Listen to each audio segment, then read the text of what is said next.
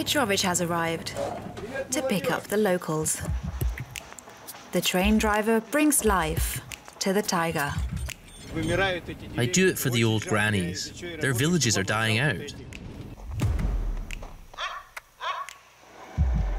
His route takes him to the village of Soyga, near Arkhangelsk, in northern Russia. Or what used to be a village.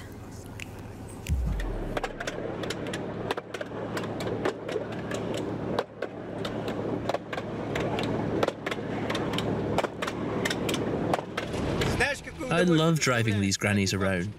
They always bring me gifts and hug me, saying, "Petrovich, you're still alive." And I say, "You're not getting rid of me that easily. And when you come back next year, I'll be here for you."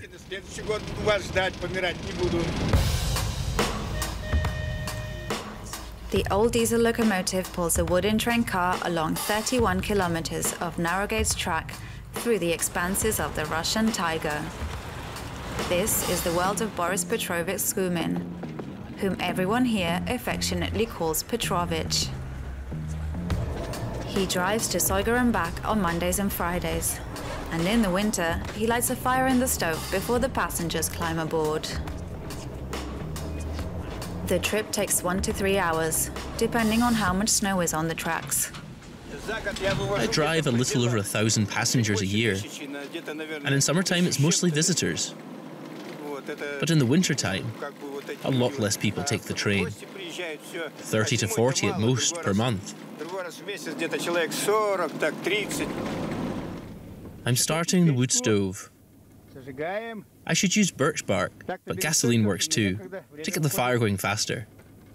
I'll close the door, and soon it'll warm up.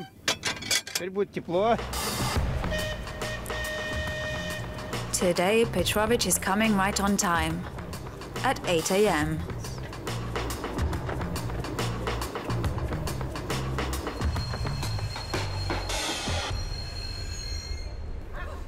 The village is looking forward to his arrival. All our hopes are pinned on this slow train. If it breaks down, we'll be stuck here forever. This train is all we have. Without it, we'd have to walk 40 kilometers. And there's nothing but old people here. This area, dotted with a few dilapidated cabins, used to be teeming with life. In the Soviet era, Soyga was an important hub for the lumber industry, where millions of cubic meters of timber were cut down and shipped off. The last lumber mills closed their doors in the year 2000. What remained was a heap of derelict equipment that Petrovich used to organize a working passenger service. It's punctual and reliable, like Petrovich himself. And the locals love him for it. Wherever I go, I'm a guest of honor. For years, the grannies here had no firewood. Imagine living in the forest with no wood. No one looked after them. But now they have wood. Come on, jump. But it's not for free. Hi, ladies. Can I get those 100 rubles? Great. Give this old man more money, thanks. You comfortable? Then let's get going.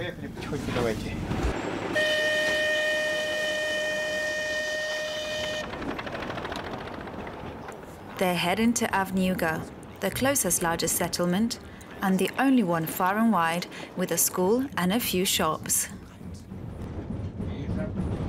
There used to be young people here, but now they're all old. Their villages are dying out, and I feel for them. That's why I help. I don't make any money from it.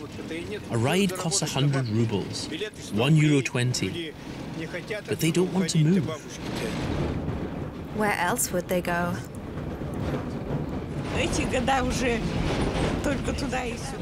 We ride there and back, sometimes to go to the hospital. But we have everything else. He brings us bread and groceries. There used to be a lot of traffic here, with all the cargo trains full of wood. All that's left now is us. No wood. As romantic as this ride through the Taiga might seem, there's a certain risk for the passengers, despite Petrovich's technical skills.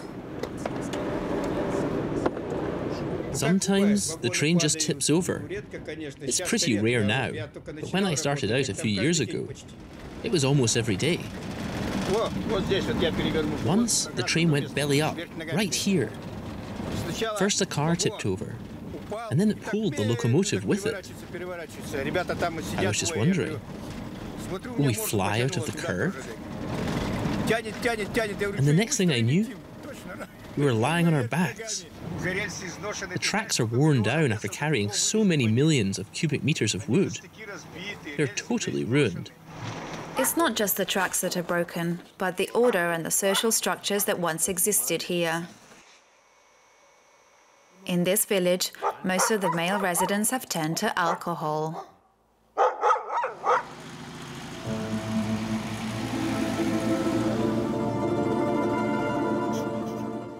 Здравствуйте.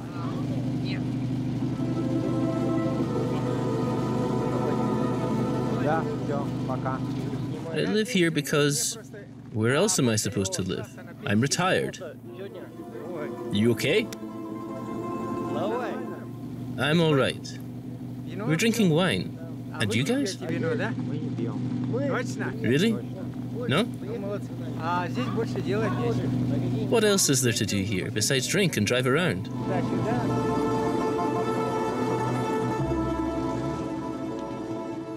That leisure activity can be disastrous, as we will find out just a few hours later.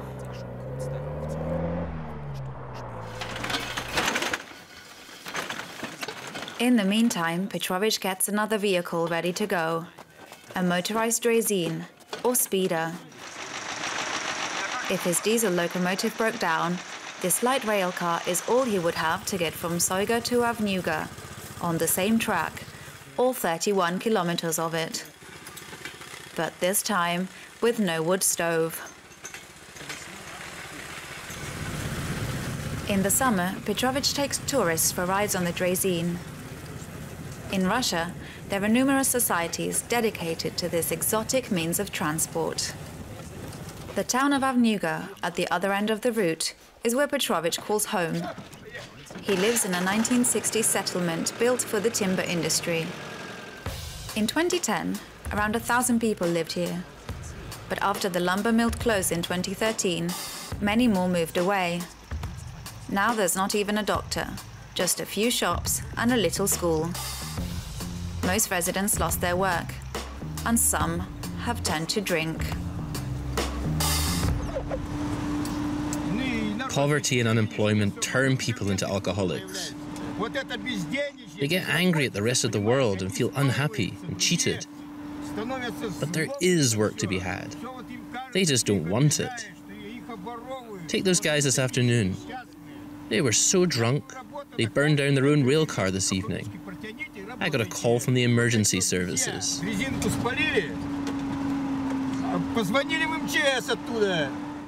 We were on the move and then, bam, he fell into the ditch. Petrovich has to lend a hand.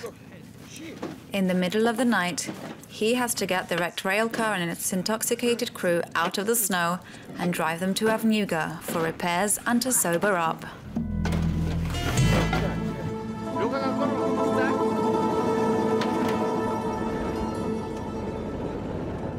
Everything was burnt in the front. The electric system was busted. This was a first in 6 years. Well after midnight, the rescue mission is over. The end of a very long day. And now let's light up the stove. Once we get that birch bark burning, it'll get nice and toasty. Everything Petrovich eats at home is homemade. Here's the jam. What's taken you so long? Valentina is Petrovich's wife. We've also got pickles and fruit preserves. Boris Petrovich and Valentina have been living in harmony for 40 years. Do you like the tea? My wife makes me the happiest man in the world. I wish everyone could be this happy. But I also dream of traveling with her. I'm 65 now, and I've only traveled once, to my brother's funeral. Nowhere else. Just work, work, work. And Petrovich needs his work to live. He's always been bursting with energy as long as I've known him. Always, for 40 years. I always have to be doing something. I need that, what do they call it? Adrenaline.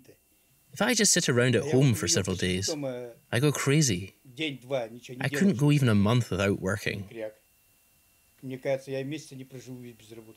Everyone needs this much energy. Excuse me. Hello, Lena. Day and night. No, Lena, I'll come get the bread, don't worry. Yes, just like we planned. I'll pick up the bread at 4 a.m. He'll be bringing it to the people in Soyga. At this point, they can't imagine life without Petrovich, or even death for that matter.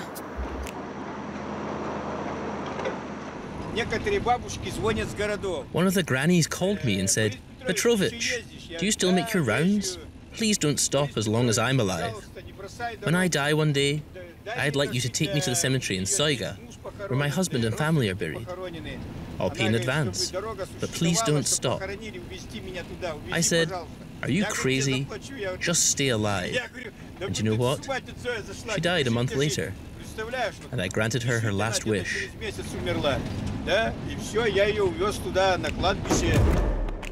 Petrovich doesn't want to abandon his elderly passengers, so he plans to keep his Taiga Express running for 10 more years.